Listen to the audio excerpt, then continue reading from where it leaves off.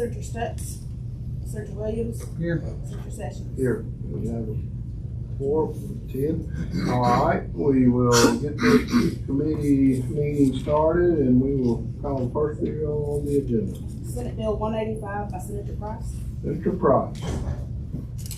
Thank you, Mr. Chairman. Appreciate it. It's okay if I stay here? Yes, sir. All right, thank you. You should have a one-pager in your packets. This is a pretty simple bill. It's just a cleanup bill of what we're doing, and it's for the Alabama Veterinarian and Medical Association. And basically what it is doing is bringing their standards up to meet federal standards, to meet federal code. So moved. Second. Motion by Senator Jones for favorable, second by Senator Williams. Anyone have any questions or any discussion? All in favor say aye. Aye. All opposed? I think it was unanimous. And bill given favorable report. Thank you, Mr. Chairman. Thank you for the meeting. Senator Price. Okay, clerk, call the next bill on the agenda, please. Senate Bill 194 by Senator Nelson. Senator Nelson. Thank you, Mr. Chairman. What this bill does, it allows eminent domain for easements. It doesn't, if you already own the property and somebody has like a signage easement or a road easement, it just says that you can take those and move them to what you need to do to fill out your master plan. We're not trying to take people's land away. We're just trying to do a master plan of a facility or a location and not have to go through a system that would be combative or stop you. I will have an amendment on the floor that removes utility easement. I meant to have that today, but we just want to have like signage or roadway easement, so you, like I say, you can do a master plan and not be delayed in the progress as long as you could be. Any questions? I'll be glad to answer. Anybody have any questions? Does that mean you can move a road somewhere else as long as you give them access? Yes, and as long as you meet the standards for whatever the road is in that county or whatever. So basically, if there's a right of way that goes through someone's property to someone else's property, and it's not a scripted right of way, but a easement, you can move it to the land line. Say if their land also connects. Well, in a situation of an ag authority like ours, we have some signage and put out I have an easement like national company, and the sign was right where the road needs to be. And so to get that right of way, the easement, we just need to have his sign moved over or his sign removed and be able to put the road in. Or somewhere else, like you're saying, if it needed to be moved, but it's mainly for development. Like if somebody's coming through there, like a driveway that comes in to a road, and you need to move his over and give him another easement, but remove that easement, it would allow you to. We're not trying to take anybody's property. We're just trying to get it where you can actually develop something. Yeah.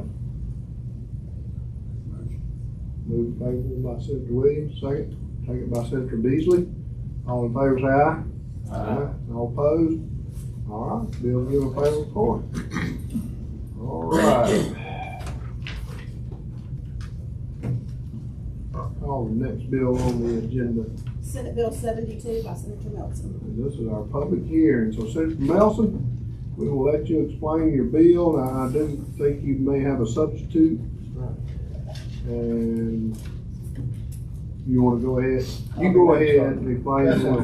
And I would ask that we not vote this today, if that's okay with you. We just talk about it, get it out there, let any vested interest be discussed as far by the players, and just have a conversation.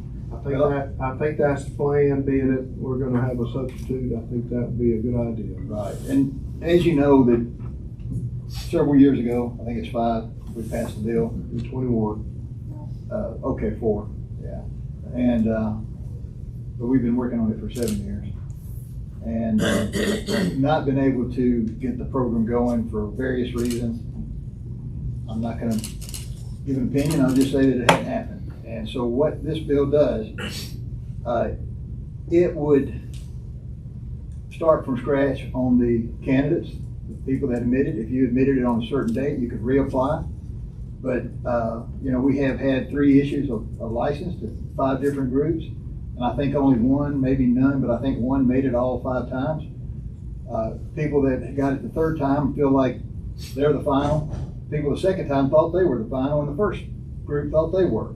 I don't think there's any way that, unless you have consistency of all five, that you can feel like it's been a non-tainted process. And either we didn't make the rules clear, which I think they were, or at least clear enough, or they didn't follow them to get the candidates. I'm not gonna try and figure it out. I'm just gonna try and find a way to move it forward. And I would like to just start from scratch, throw the license out, have them, if you apply by the deadline before, you get reevaluated. I'd like to get an independent group to reevaluate the candidates. You know, some nationally known raters, I'd like to have their applications redacted as far as any identifying information at the top. When they get to a point where you have to show the identifiers to do part of the process, then you could do it. But by then, you already have the part that you don't need identified, redacted, and rated.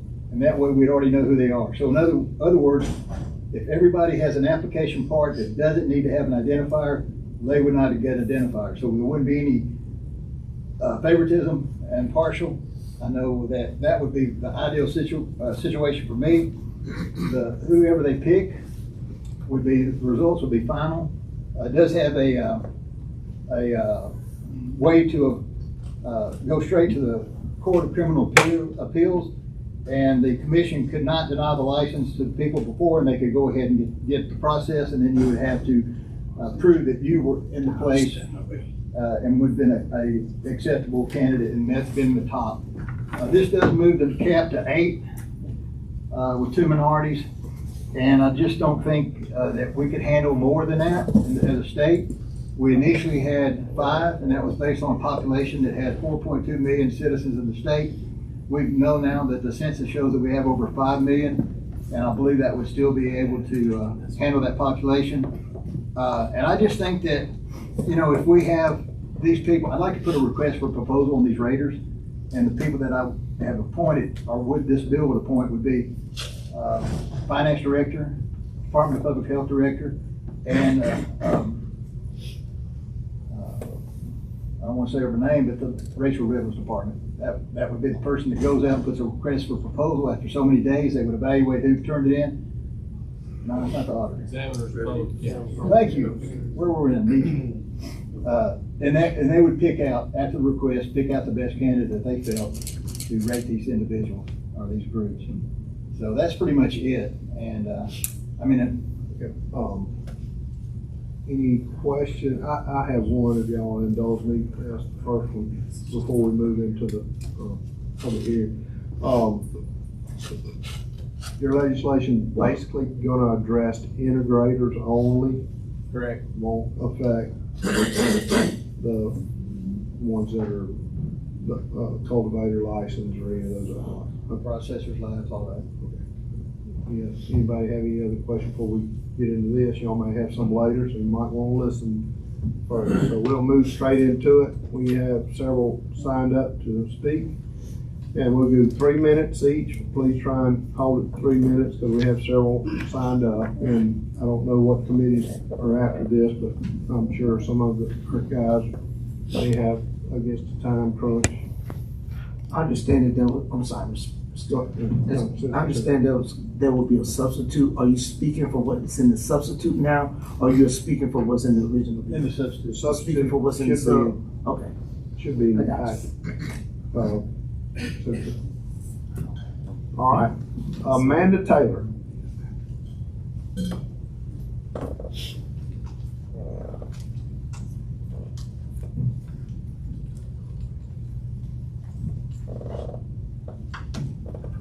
Hello, everyone. Please bear with me. I battle 7 debilitating diseases, multiple sclerosis being one, 45 lesions on my brain, so I printed my speech out. I'm speaking to express my strong opposition to SB 72, a bill that seeks to amend Alabama's medical cannabis law. While this may appear to be a reasonable action on the surface, in reality, it is a move that will create further delays, more litigation, and more suffering for Alabama patients who have already waited too long. The Alabama Medical Cannabis Commission has done its job. It has undergone a rigorous process 3 separate times to fairly and transparently award licenses to the best qualified applicants. The first 2 rounds had flaws, and those issues were properly addressed before the 3rd issuance. The final round was conducted with complete transparency, with every presentation and vote broadcasted live on YouTube, eliminating any possible claims of secrecy or wrongdoing. Despite this, losing applicants in the vertical license category have chosen to stall the process yet again by filing unending lawsuits against the AMCC and Alabama State Agency. The same applicants were given the opportunity to participate in a mediation process that allowed them to present their case directly to the commissioners. Yet, after failing to secure a license, they have resorted to legal maneuvers that have prevented the entire program from moving forward, leaving Alabama's medical cannabis patients without the relief that we were promised many years ago. Now, SB 72 threatens to throw even more chaos into an already exhausted system. This bill is vague, filled with poison pills, and will only ensure that Alabama patients remain on the sidelines for at least another year. The real issue at hand is not only the number of licenses, it is the continuous legal obstruction and delays by losing applicants unwilling to accept the outcome of a fair and open selection process. The AMCC has identified who they decide are the best candidates to grow, produce, distribute medical cannabis. These commissioners, who work for no pay, have dedicated themselves to getting this program off the ground, yet they're being undermined at every turn. The legislature already did its job by passing the medical cannabis law. The AMCC has done its job by awarding licenses through a careful and transparent process. The final hurdle is the legal system, where these lawsuits are being reviewed. Instead of interfering with a functioning process, we should allow the commission to proceed with their investigative hearings. Thank you, Ms. Just one more. Passing this bill means prolonging patient suffering and delaying access to medical cannabis. Once again, I urge this committee to kill SB 72 and stand behind the AMCC, ensuring the law is finally implemented as intended. Alabama patients deserve actions, not more delays, lawsuits, or legislative. Thank you. We got games. several to move on to, please. I'm sure someone may have a question later for you, so. Antoine, okay.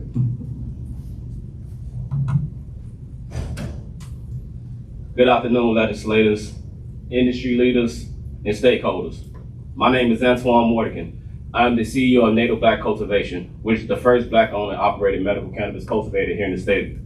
I stand before you not just as a business owner, but as a representative of independent license holders.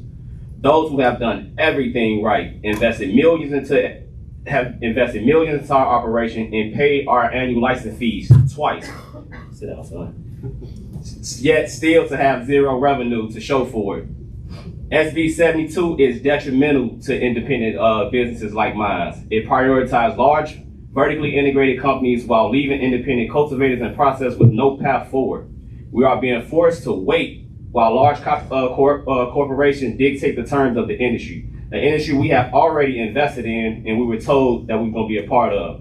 The reality is simple. The industry must open.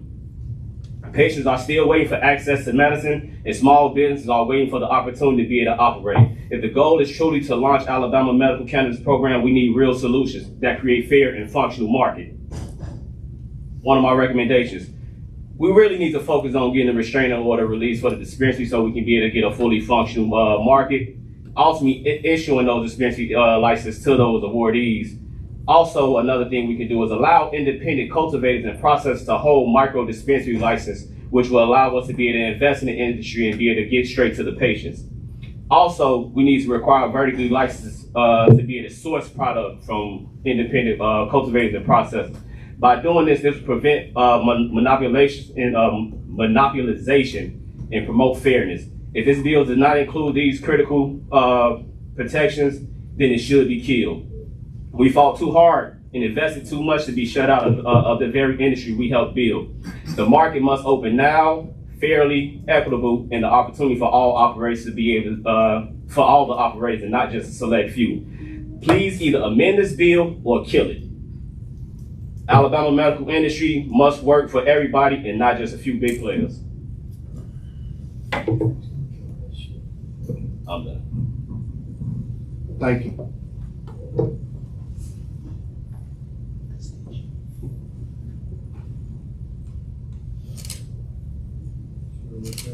Stoudemire. Okay. Couldn't read the first, is it Jason? Sterling. Sir. Don't worry, it took me like second grade to figure out how to spell it. Sterling Stoudemire, the CEO of Sustainable Alabama. We're an integrated license applicant. We're one of the two, actually, that was awarded in each of the three categories.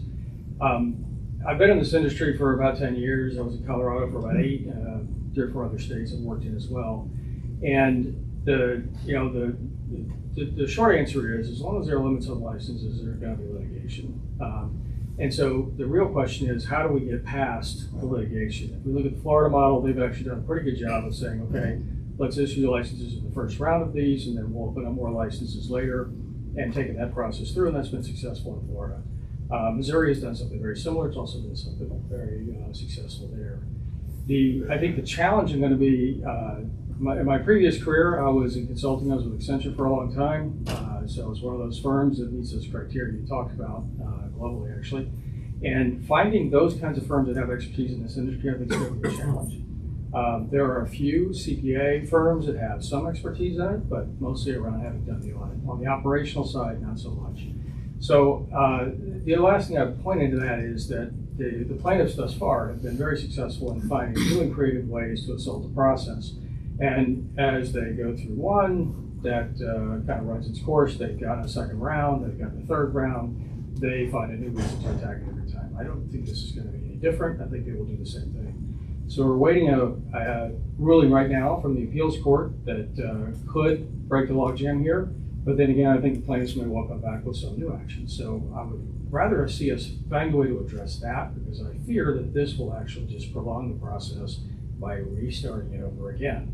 And that's the biggest concern I have. I would also echo the sentiments of Ms. Taylor here. I think everything she said makes a lot of sense. The reality is patients aren't getting things because the plaintiffs want to hold the process up, because that's where their hold up power is. That's all. Thank you. Christy, is it Crow or Crayan? Crow. Crow. Thank you. Okay. I'm here on behalf of CRC of Alabama. We too are a licensed cultivator here in Alabama and have started operations, and like other licensed cultivators, have spent millions of dollars trying to get this program up and running, because we know the patients in Alabama need this medication and need this to break the logjam. I cannot emphasize enough how correct the other speakers have been. This bill will not get medical cannabis in the hands of patients. This will create a new round of litigation. I'm a lawyer. I have attended every hearing that Judge Anderson has had right down the street, and this will not help get medicine in the hands of patients. If you want to get medicine in the hands of patients, we need to let the process work. It's not worked as efficiently as y'all wanted, nor as efficiently as we wanted, but this bill will not affect that positively. So please do not let this get out of this committee. Thank you. Ray French. Thank you for giving us the opportunity to speak. I'm a third-generation Alabama farmer. I'm a horticulturist and nurseryman. I'm also one of the top cannabis experts in the country, having operated and worked in research facilities, led teams of scientists all over the country and all over the world dealing with cannabis and hemp. Our company has spent almost $30 million building out an operational facility here in Alabama. We have state-of-the-art, purpose-built greenhouse, not just a refit old greenhouse trying to look like what we're doing. We've grown hemp in this greenhouse. We know we can do it. We have extraction facilities. We're ready to go. We want to get this medicine to the people of Alabama, to the patients of Alabama. This bill would further delay the process. It's almost a complete start over, not only from reevaluating the applicants, but the entire process in itself, it could drag out for much, much longer. And we're here, we're ready to go, we want to be operating. We were awarded the last round of licenses, and we implore you to allow the commission to do their job and move forward. Thank you. Joey Robertson. Mr. Chairman, I just have one quick comment, if you don't mind. You say allow them to do their job. How have we impeded them in 4 years? The process has not been allowed to go through its final investigative hearings and finish the process that they started. It's been held up at that stage of it. They were within 2 days of all of the site inspections and 1 day of doing our final site inspection, and that's when the temporary restraining order was put into place.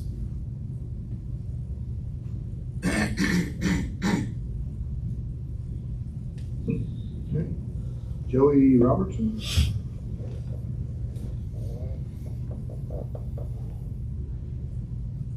Hello, thank y'all for having us today. My name is Joey Robertson. I'm President and CEO of Wagon Trail MedServe. We are awarded integrated license the third time around. So I would be the first person to tell you that I didn't agree with the decision first time, second time. But what I will tell you is the commission were the people that stopped the process each time themselves. They put a stay in place internally, stopped the process and said, we do not see that this is the right answer. So fast forward to the third time. We go through all the lawsuits. Everybody comes to the table. Everybody comes to an agreement about how the process should move forward. We all follow that process. We all go through our interviews and presentations. And at that point, after 2 years of going through this process, the commission had a complete record of who were the best candidates to carry this out in the state of Alabama. So here we are with a new bill. And I appreciate and applaud the effort to try to move this process forward, because I'd love to see it move forward. Patients of Alabama want to see it move forward. New legislation is not the way forward. The way forward is to get behind the commission, stick with the answers that they've given us, because they've put countless hours of work into this process to get to this point. It's not to bring in a third party that we know nothing about, we have no relationships with, and they have no vested interest in how they've seen us grow, mature our interview processes through the years. So why we change the process now, other than to give individuals who are making the most noise another bite at the apple, is beyond me. I do not understand it. I do applaud again your efforts to move this forward. It needs to play out in the courts. We will hopefully soon receive a very good report from the appellate court, which is going to break that logjam like Sterling mentioned. And I think that we need to leave this process alone, support the commission, and let's get medicine to the patient of Alabama instead of postponing this thing for another year and a half, and then starting the legal process over so that whoever the next dissatisfied applicants are can sue. Thank you for your time. Thank you. Stan Morris. I'll echo my sentiments. Thank you, everybody, for allowing us to be here. I'm Stan Morris. I'm one of the owners of Creek Leaf Wellness in Birmingham, and I have been a practicing attorney for more than 40 years. And I'm not going to go over this bill because I think they've actually said it very well that this is just not the way to do it. What I do want to address, though, is the perceived need to add additional licenses. And I want to say what I heard Senator Coleman say this morning. I want to throw out some stuff for y'all to hear. The way that the numbers were decided on when y'all passed the bill in 2021 was after a lot of debate. It was after some testimony came before what you thought the patient pool would be, not the population of Alabama, but the patient pool. And you gave the commission the right, not the legislature, you gave the commission the right to add dispensaries if the patient pool, after all 37 dispensaries were up and running for an entire year, all 37, then the commission could add more dispensaries, not more integrated licenses. And even under that scenario, we're not there. We've got 0 patients, y'all. This is not the time to add more integrated licenses. As I said, I've been a lawyer for 40 years. I've been to the United States Supreme Court twice. Y'all have faith in our courts. Let's let them do their job. Sometimes justice moves slow, but it moves. There's thornier issues than this. They've been before this Alabama Court of Civil Appeals and Supreme Court. I just ask you, just let the justice system work, and I believe it'll be the fastest way out of this. Thank y'all. Thank you.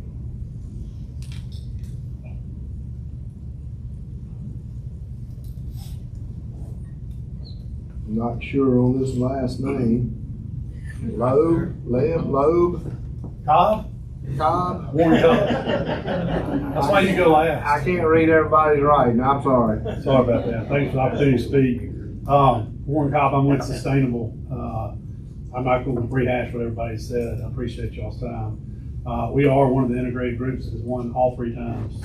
I was happy after each win, but I would like to say that the last time was the one that the commission got it right. The commission's taken a lot of heat for this, and they stopped their lives in the middle of holiday season in December, and they had presentations. We invested a lot of time and money in those presentations. They paid attention to them, and they got it right the last time. I can stand up there and say, I won it every single time, but they got it right the last time. We need to support our commission and support our fellow folks from Alabama. Thank y'all. All right, that completes our speakers. Senator Melson. Thank you, Mr. Chairman. You know, not to get into some type of verbal confrontation with everybody here, but I'm sure everybody that spoke, I guess, that got a license. I will also say that if you look at the rating by the commission meetings, commission members of the people, and you look at some of them, there were individuals rated in the top 2, except for 1 or 2 rated them 28th and like 16th or 18th. I'm not saying it was a factor or not, but I'm just saying if they got it right, it was a fluke, because some of the individuals did not know how to score them, or they were just incompetent score them, or they had a mission or a point to prove. I'm not saying we can't live with it. I'm sure they would like to, because they all got licensed. But if I'm one of those that didn't get one, and I was in the top, I'd continue to tie you up in court till hell froze over. Any questions from the committee? From any of the speakers or of Senator Melson?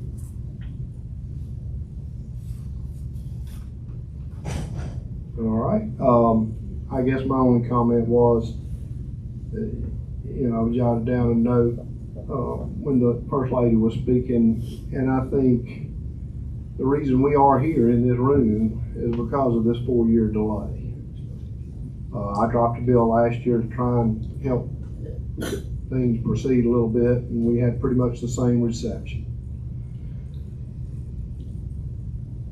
I'm very happy for the integrator that got licensed all 3 times. Evidently they are doing it right. But what about the ones that got it the first time, didn't get it the second time, and then didn't get it the third time? The ones that may have gotten it the first and second time and didn't get it the third time. So you see, I do believe you're going to stay tied up in court, and I do believe it's going to take a legislative fix. Now, I don't know if this is the bill that fixes it, but we do have a court ruling, I guess, coming up soon. But as one person said, justice works really, really slow. Well, I've seen a lot of things walk down the courthouse steps, but it never really was justice. But I tell you what, it's a serious situation when we're trying to get a medical product to people that need it. And I think that's what we're all after. I think even the ones that got the license are after that too. I feel for Antoine there that's got millions tied up and probably got a couple crops in storage somewhere and paying storage on that, because freezer space is not inexpensive. I farm for a living, and I have a big cooler on my farm, and I know what my power bill is. I'd hate for it to be a freezer. So I'm just, pointing those facts out, and hopefully courts do move. Hopefully we can get doctors prescribing medication for people that it can help. So with that, I'm going to carry this bill over, and we will continue to work with the sponsor and hope things work out eventually. With that, meeting is adjourned.